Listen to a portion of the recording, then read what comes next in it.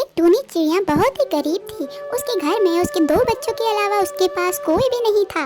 वह दिन भर बहुत मेहनत करके अपने बच्चों के लिए खाना लेके आती थी और उसी से फिर वह खुशी खुशी रहते थे। एक दिन उसे कोई भी काम नहीं मिलता और वह फिर सोचती है मुझे अपने बच्चों का पेट भरने के लिए कुछ तो करना पड़ेगा। इसके लिए क्या पता मुझे किसी के घर में काम ही करना पड़े। फिर वह घर जाके अपने बच्चों से बोलती है, बच्चों आज का खाना थोड़ा लेट आएगा क्योंकि मुझे कहीं काम नहीं मिला। मुझे किसी के घर जाके काम करना पड़ेगा, उसके बाद ही हम लोग खाना खाएंगे। तुम लोग घर से बाहर मत जाना, आराम से सो जाना, ठीक है? मम्मी आप इतना काम क्यों करती हो? हमें अच्छा नहीं लगता है। आप इतना काम मत किया करो, हमें बताओ, हम करके आएंगे सारा काम। नहीं बच्चों, अभी तुम बहुत छोटे हो, मुझे काम करने दो। अगर मैं काम नहीं करूँगी तो हम लोग खाना कैसे खाएंगे? इतने में टूनी चिड़िया किसी के घर जाती है। वह कौवी का घर होता है। वह उससे बोलती है, अरे कौवी मालकिन, आपके घर में कोई काम है क्या? मेरे पास आज खाने के लिए कुछ नहीं है, आप उसके बदले मुझे कुछ खाने के दाने दे देना, मैं आपका सारा काम कर दूंगी। कौवी के घर में बर्तन धोने थे तो टूनी चिड़िया उसके बर्तन धोती है और वह उसको कुछ खिचड़ी दे देती है। और टूनी चिड़िया वह खिचड़ी लेके बहुत खुश होती है और अपने घर आती है। घर पे आके वह अपने बच्चों को दाना देती है और सब खा के सो जाते हैं। अगले ही दिन वह ऐसा ही करती है और हर दिन अलग अलग घरों में जाके वह काम करती है और शाम को उसको खाने के लिए भोजन मिलता है। अब एक दिन क्या होता है कि वह चक्कर खा के गिर जाती है। इसी वजह से उसके पंखों में बहुत चोट आती है और वह उड़ भी नहीं पाती और कुछ काम भी नहीं कर पाती। इतने में उसकी बेटी आके बोलती है, मम्मी मम्मी आपको क्या हुआ? ये पंखों में इतनी चोट कैसे आई आपको? अरे बच्चे, मुझे कुछ नहीं हुआ, वह तो काम थोड़ा ज़्यादा था तो इसलिए चक्कर खा के मैं गिर गई। मम्मी आप ऐसा करिए, आराम करिए, खाने का हम देख लेंगे। नहीं नहीं, तुम लोगों को कहीं जाने की ज़रूरत नहीं है, मैं थोड़ा आराम करके चली जाऊंगी। जैसे ही टूनी चिड़िया की आंख लगती है, दोनों बच्चे अपना बाहर एक बूढ़े तोते की मदद करने चले जाते हैं। बूढ़े तोता उसे अपनी मदद के बदले कुछ अनाज के दाने देता है और दोनों बच्चे फिर घर आते हैं। उसकी मम्मी उनको ढूंढ रही होती है और मम्मी देखती है कि मेरे बच्चे काम करके वापस आए। उसकी आंखों में बहुत आंसू आ जाते हैं और वह कहती है, यह सब मेरी गलती है, मेरी वजह से तुम लोगों को काम करना पड़ा। नहीं नहीं मम्मी, ऐसी कोई बात नहीं, अब आपके बदले हमें काम करना चाहिए, आपके हमें ध्यान रखना चाहिए, पर यहाँ तो हम उल्टा ही करते हैं। अब आप आराम करो, हम रोज काम करके आएंगे और तुम आपको खाना खिलाएंगे। तो यहीं पे ये कहानी खत्म होती है। अगली कहानी के साथ फिर मिलेंगे, तब तक के लिए। अरे यार, मेरी बीवी ने तो मुझे परेशान कर दिया है। जब देखो ये वो खिलाती ही रहती है। मैं तो पक गया हूँ इस जिंदगी से, मेरी तो लाइफ ही खराब हो गई है ऐसा लग रहा है। जहाँ जाता हूँ वहाँ सांप चलती है। अरे तुम ठीक कह रहे हो, मेरी बीवी ने भी मुझे परेशान कर रखा है। पता नहीं मेरे को भी वो क्या क्या नया नया खिलाती रहती है। मुझे तो उसने मोटा ही कर दिया है खिला खिला के। और जहाँ भी मैं जाता हूँ बोलती है, मुझे भी साथ ले चलो, मुझे भी साथ ले चलो। अरे तुम तो हो ही दोनों परेशान, मेरी तो बात सुनो। मुझे तो घर के खर्चों में इतना उलझा रखा है उसने। अजी सुनती हो करके इतना सारा पैसा ले लेती है, मेरे पास तो कुछ बचता ही नहीं। अरे तुम लोगों को याद है पहले हम कितने मजे करते थे, हर वीकेंड पे घूमने जाते थे, दारू पार्टी करते थे। हाय क्या दिन थे वो यार। अरे हाँ, तुम ठीक कह रहे हो, वह दिन तो बहुत अच्छे थे। अब न जाने क्या हो गया है। चलो एक प्लान बनाते हैं, अपनी बीवियों को थोड़ा उल्लू बनाते हैं। ऐसा करते हैं, कल हम सब रात को नदी के किनारे पार्टी करने चलते हैं। उनको कोई खबर भी नहीं होगी। हम बोलेंगे हमें मिट्ठू महाराज ने बुलाया है और वह तो हमारी बात चुटकियों में मान जाती है। तो इस ग्रुप की तो यहाँ पे अपनी बीवी को उल्लू बनाने की बात चल रही थी। जो मंत्री होता है वह सारी बात सुन लेता है और मंत्री को देने चला जाता है यही ताजा ताजा खबर। तो यहाँ अभी इस ग्रुप में आते हैं, जरा देखो तो ये क्या बोलते हैं आगे। अरे हाँ, ऐसा करेंगे, सब अपनी बीवियों को यही बात बोलना सीन कि मिट्ठू महाराज ने बुलाया है और हम आएंगे और ये मजे से दारू पार्टी करेंगे रात भर। ये मजा आएगा, बहुत मजा आएगा। हम कितने सालों बाद ऐसी पार्टी करेंगे, हमने तो कब से नहीं की। चलो चलो अभी घर चलते हैं, थोड़ा बीवियों को पटाते हैं, तभी तो अच्छे से मानेंगे। पर इनको तो लगा कि इनका प्लान सक्सेसफुल हो जाएगा, पर बनाया तो इतनी अच्छी तरीके से, होना तो बनता है ना। पर ये क्या, वहाँ मिट्ठू के मंत्री ने सारी बात मिट्ठू को बता दी। आगे आगे देखो होता है क्या? अरे मिट्ठू महाराज, आपको पता है यह गांव की सारी बीवियां अपने पतियों को कितना प्यार करती है।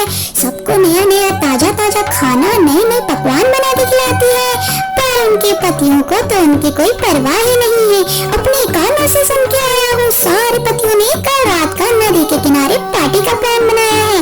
और सच बोलने से नहीं, झूठ बोल के सब लोग जाएंगे। बोल रही थी दारू पार्टी करेंगे, अपनी बीवियों से झूठ बोल कर आएंगे।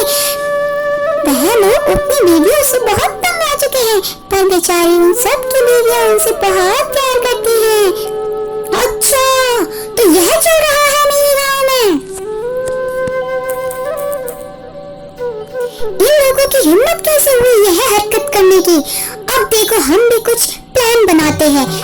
मंत्री, हाँ जी सरकार, सुनो, सबकी बीवियों को न्योता दो, अभी के अभी तुरंत बुलाओ सबको, और बोलना अपने पतियों को खबर मत होने देना कि हमारे पास आए हैं। ओके सरकार, अभी बुला के लाता हूँ सबको। तो मिट्ठू का मंत्री सबको इन्विटेशन दे देता है और सारी पत्नियां वहाँ पे आ जाती है। तो पत्नियों सुनो, तुम्हारी पति तुमसे झूठ बोलकर कल नदी के किनारे दारू पार्टी करने का प्लान बना रही है। क्या तुम सबको इस बारे में कोई भी फिक्र है? क्या महाराज, हमें तो पता भी नहीं है, ये कब हुआ, कैसे हुआ? अब जो हुआ जैसे हुआ, और जो होना है उस चीज को भूल जाओ। अब हम भी एक प्लान बनाते हैं और तुम सबको उसमें रोल करना है, तभी तुम्हारे पतियों को अकल आएगी। वह तुम लोगों की बिल्कुल इज्जत नहीं करते हैं। तो और उन सभी को यह प्लान बहुत पसंद आता है। तो क्या था, अगले दिन रात को जब सारे पति पार्टी के लिए पहुंच जाते हैं नदी के किनारे, वहीं पे अब मंत्री का प्लान शुरू होता है। यहाँ पे मंत्री पहुँचता है उन सबके पास और उनसे बोलता है, अरे सुनो सुनो, तुम सब यहाँ पे पार्टी कर रहे हो, तुम्हारी बीवियों को चिल्ला के मार के चली गई। उसको पता चला तुम में से कोई भी अपने अपने घर पे नहीं है, तो उसने इस चीज का फायदा उठाया और सबको मार के चली गई। ये कब हुआ? ऐसा नहीं हो सकता, मैं कैसे रहूंगा अपनी बीवी के बिना? मुझे नहीं जीना। चलो उनको देखने चलो। अब देख के क्या फायदा, चलो चलो जल्दी चलो। पर तुम लोगों की कितनी बड़ी गलती से उन सब की आज जान चली गई। उसके मंत्री ने उसको इतना डरा दिया था, तो सब भागी भागी अपनी पत्नियों के पास गए, पर वहाँ क्या सब जमीन में मरे पड़े हुए थे। अब ये सब एक एक करके रोने लग गए थे। उठो उठो उठो, मैं तुम्हारे बिना नहीं रह सकता, उठो उठो। वही कालू कौवा भी बोलते, कौवे उठ जाओ, कौवे मुझे माफ कर दो, मुझे नहीं जाना चाहिए था, कौवे उठ जाओ। सभी ऐसे गिड़गिड़ाते हैं और इतने में महाराज आ जाते हैं और बोलते हैं, यह सब तुम लोगों की करतूत से हुआ है। अगर तुम लोग अपनी बीवियों को इतनी रात को अकेले छोड़ के नहीं जाते, तो आज ये सब चिन्ना होते। अपने परिवार के साथ धोखा करके तुम लोग दारू पार्टी करने के लिए गए। यह बहुत ही गलत किया तुम लोगों ने, इन सब की जिम्मेदार तुम लोग हो।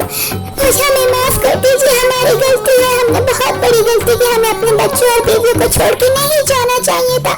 हम क्या करें, हम इनको कैसे जिंदा करें? उन सबको अपनी गलतियों का एहसास हो जाता है। इतने में सारी बीवियां खड़ी हो जाती हैं और वह सब देख के बहुत खुश होती हैं। बीवियां बोलती है, यह सब हमने तुम्हारे को अक्ल दिखाने के लिए किया था।